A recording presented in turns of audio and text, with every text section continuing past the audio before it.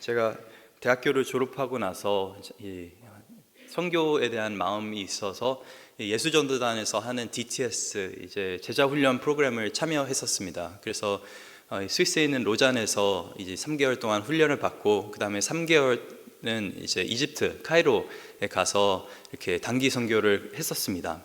그때 참 많은 것을 배웠었는데 아직도 그 당시에 이제 기억나는 것이 저희가 사막으로 한번 여행을 간 적이 있었습니다. 보통 사막에 다니는 베두인족이라고 하죠. 이제 낙타들의 이제 짐을 싣고 어디든 이렇게 갈 수 있는 베두인족들이 있는데 그들의 인도하에 이제 한 차를 14시간 정도 카이로에서 쭉 타고 가서 그렇게 사막에 도착했습니다. 참 사막에서 하룻밤을 보내면 낭만이 있겠다라는 생각을 했었습니다. 왜냐하면 이제 모닥불 피워놓고 사막은 참 고요하고 또 어둡 그 가운데서 별을 보면 얼마나 멋있을까, 막 그냥 젊은 마음에 그냥 되게 낭만 있겠다라는 생각만 했었습니다. 그 실제로 굉장히 낭만이 있었습니다. 이제 저녁 시간까지 해가 떨어지는 그 모습, 정말 그 고요한 가운데서 이제 모닥불이 타는 그 소리만 들리는 그 가운데서 있는데 참 너무나 평안하고 고요한 게 아직도 기억이 납니다. 근데 한 가지 제가 그날 했던 것이 저희 팀원 중에 여자 팀원이었는데 이제 이불이나 또 침낭을 갖고 왔어야 되는데 침낭이 좀 시원치 않은 걸 갖고 온 것입니다. 저는 나름 침낭을 굉장히 이제 좋은 것, 사막이 좀 추워진다고 얘기를 들어가지고 좀 좋은 걸 갖고 왔는데 그 친구는 이제 저희 팀에서 제일 막내였는데 침낭도 안 좋은 걸 갖고 온 겁니다. 그래서 또 꼴의 남자라고 제가 이제 제 침낭을 주면서 이거 써라, 내가 너의 침낭을 쓰겠다 하면서 그 정말 좀 좋지 않은 침낭을 가지고 그렇게 하룻밤을 보냈는데 저녁까지는 괜찮았었는데 갑자기 자다가 눈이 떠진 겁니다. 근데 정말 발끝 손끝이 다 너무 추워가지고 도저히 이거는 잘 수가 없는 그런 상황이 온 것입니다. 그 가운데서 하늘을 보는데 별은 너무나 이제 정말 밝게 빛나고 있는데 그 모습이 전혀 아름답지 않을 정도로 몸이 너무나 추웠었습니다. 그러는 가운데 제 마음속에 계속적으로 던졌던 질문이 아침은 언제 올까? 아침은 언제 올까? 참 이 고난의 시간, 제가 얼마나 추웠냐면은 양말도 제가 있는 거 없는 거 다 끼고 거기다 비닐봉지까지 발에다가 이제 끼면서까지 어떻게든 살아남으려고 제가 차마 자존심이 있어서 다른 사람을 깨우진 못하고 그렇게 버티려고 했는데 계속적으로 머릿속에 생각했던 것이 아침은 언제 올까? 왜냐하면은 해가 뜨면은 이 추위, 이 고통은 사라질 거야 라는 생각이 있었기 때문에 그렇습니다. 오늘 본문에 비슷한 질문을 지금 하고 있는 것을 볼 수가 있습니다. 계속해서 이 유다 주변 나라에 있는 그 열방의 국가들을 향한 하나님의 심판의 말씀, 그 예언의 메시지가 저희가 계속 이사야 선지자의 입술을 통해서 저희가 보고 있는데, 묵상하고 있는데, 오늘은 특별히 에돔과 아라비아라는 두 지역을 저희가 살펴볼 것입니다. 본문 11절에 보니까 두마에 관한 이 짧은 예언이 있는데 11절입니다. 두마에 관한 경고라. 사람이 세일에서 나를 부르되 파스꾼이여 밤이 어떻게 되었느냐, 파스꾼이여 밤이 어떻게 되었느냐. 여기서 두마라고 하는 곳은 이 성경학자들이 이제 정확하게 이곳이 어딘가 좀 논쟁이 있습니다. 이게 실제로 에돔 땅에 있던 지역이라고 말하는 경우도 있고 아니면 그랑 비슷한 어떤 발음으로 된 단어다라고 하는 사람도 있고, 실제로 이 두마라고 하는 히브리어 단어는 고요, 또 그런 뜻을 갖고 있습니다. silence, 정막이라는 뜻을 갖고 있는 것이죠. 그래서 이게 그 에돔 지역의 한 곳을 가리키는 말이기도 하지만은 지금 에돔의 상황을 나타내는 단어이기도 하다라고 성경학자들이 그렇게 얘기하는데, 특별히 세일은 이건 에돔 지역에 있는 곳입니다. 그래서 이 세일이라는 그 이름을 보고 저희가 이 두마라고 하는 것이 이 에돔을 향해서 하는 하나님의 예언의 말씀이구나라는 것을 저희가 알 수가 있는데, 참 재미있는 것은 이 파수꾼 이사야 선지자에게 이 두마 이 사람이 찾아옵니다. 이 세일 사람이 찾아오는데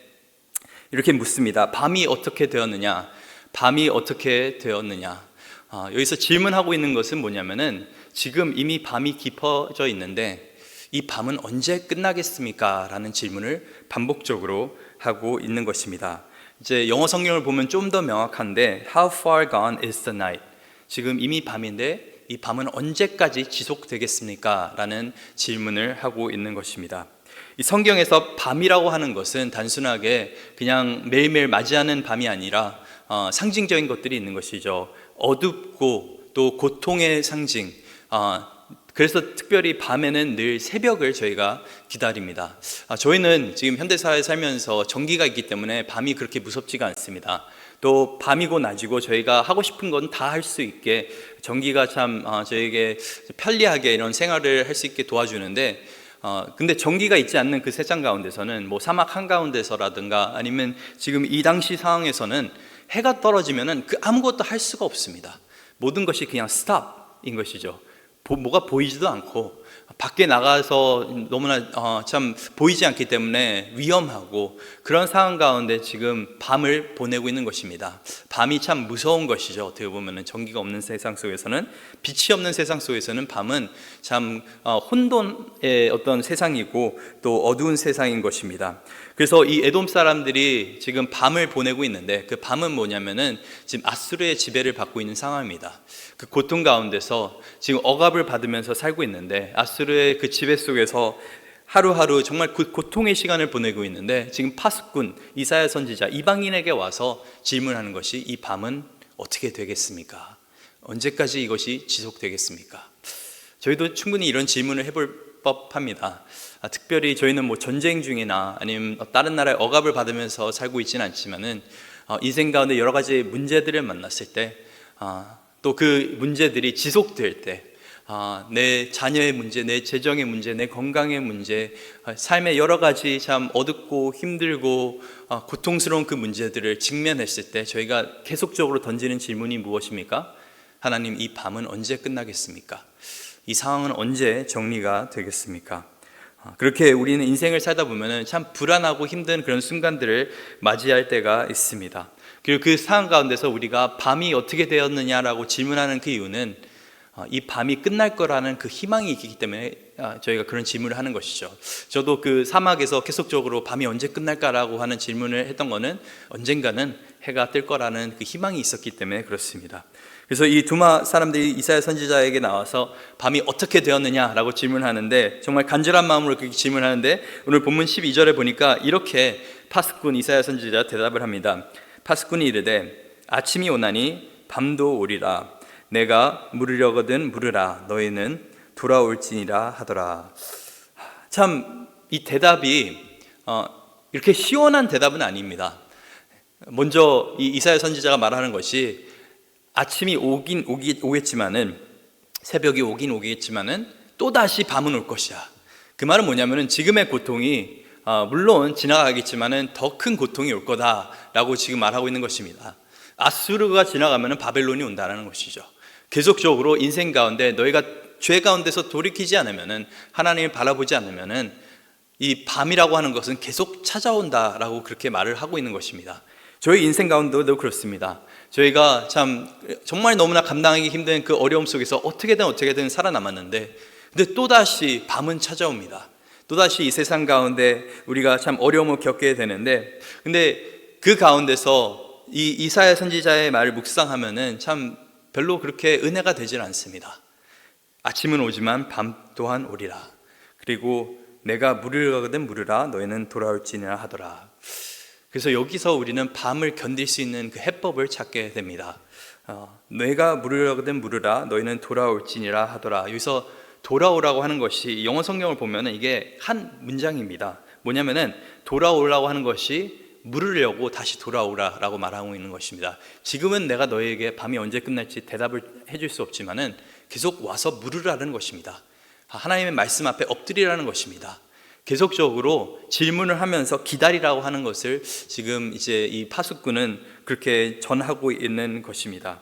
왜 속 시원하게 한 100년 후에, 200년 후에, 아니 한 2000년 후에 밤은 끝날 거야 라고 말해주면 좋은데, 왜 이 파수꾼은 그렇게 전하지 않고, 아니 왜 하나님께서는 이 어둠이 언제 끝날지를 말해주지 않고 그냥 단순하게 돌아오라고 그렇게 말씀하고 계시는 것일까요?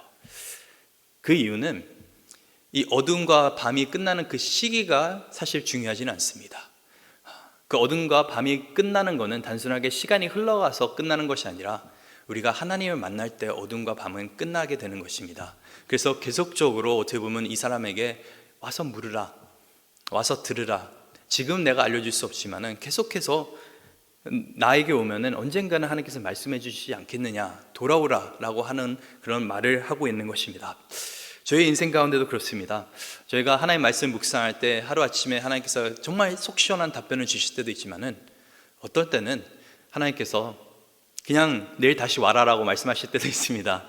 그 가운데서 우리가 믿는 것은 언젠가는 우리가 하나님을 붙잡고 살 때, 하나님을 계속적으로 바라보며 살 때, 계속적으로 그 앞에 나와서 그의 말씀 앞에 엎드리고 밤을 견딜 때 하나님께서는 분명히 밤 가운데서 우리를 인도해 주실 거라는 것입니다. 그래서 밤이 계속적으로 반복적으로 우리 인생 가운데 등장하지만은 그 밤 가운데서 하나님께서는 계속적으로 하시는 말씀이 돌아오라, 나에게로 오라라고 하는 말씀을 하고 계신 것입니다. 그래서 우리 인생에 어떤 문제가 우리 앞에 있는지는 잘 모르겠습니다. 근데 정말 그 기도의 끈, 말씀의 끈 놓지 마시고 우리가 물론 낙심이 될 수도 있습니다. 빨리 속 시원하게 하나님께서 문제를 해결해 주지 않으셔서 답답할 수도 있지만은 그 가운데서 하나님께서 말씀하시는 것은 계속 오라라고 말씀하시는 것입니다.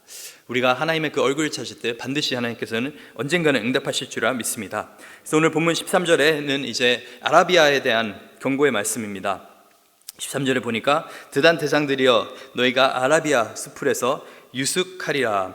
대마 땅의 주민들아 물을 가져다가 목마른 자들에게 주고 떡을 가지고 도피하는 자를 영접하라. 이 아라비아 하면은 저희가 떠오르는 것이 아라비아 상인입니다. 이 아라비아 지역이 지금의 사우디아라비아 그쪽이라고 정도로 생각할 수 있는데, 이 당시만 하더라도 여러 가지 아라비아 상인들이 이집트와 이렇게 오가면서 물건을 팔고 교환하고 그러면서 많은 부를 누렸다고 합니다.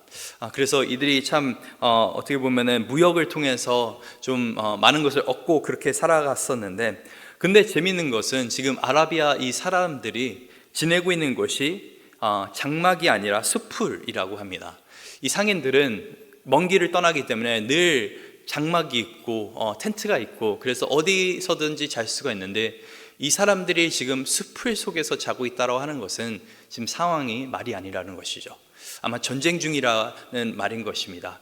그냥 마음 편하게 텐트 치고 잘 수가 없고 정말 목숨이 위태하기 때문에 자기 몸을 숨기면서 그렇게 자고 있는 어떤 모습을 저희가 볼 수가 있습니다. 또 본문 14절에 보니까 이렇게 도피하는 자들을 너희가 영접하라. 목마른 자들에게 너희가 물을 주고 또 떡을 주라 라고 말씀하시는 것은 이 가운데 하나님의 심판이 임하는 가운데 정말 참 목마르고 굶주린 자들, 궁핍한 자들, 공경에 처한 자들이 있다라고 하는 것을 성경이 말하고 있는 것입니다. 그러면서 15절에 보니까 그들이 칼날을 피하며 뺀 칼과 당긴 활과 전쟁의 어려움에서 도망하였습니다. 그래서 전쟁이 터졌기 때문에 지금 아라비아 이 상인들 또한 수풀에서 지내고 있는 것이고, 지금 너무나 많은 사람들이 난민들인 것이죠. 어떻게 보면은 이 전쟁의 피해를 입은 가운데서 집이 없어지고 가족과 흩어지고, 그래서 겨우겨우 지금 목숨을 부지하고 있는 그런 상황 가운데 있습니다.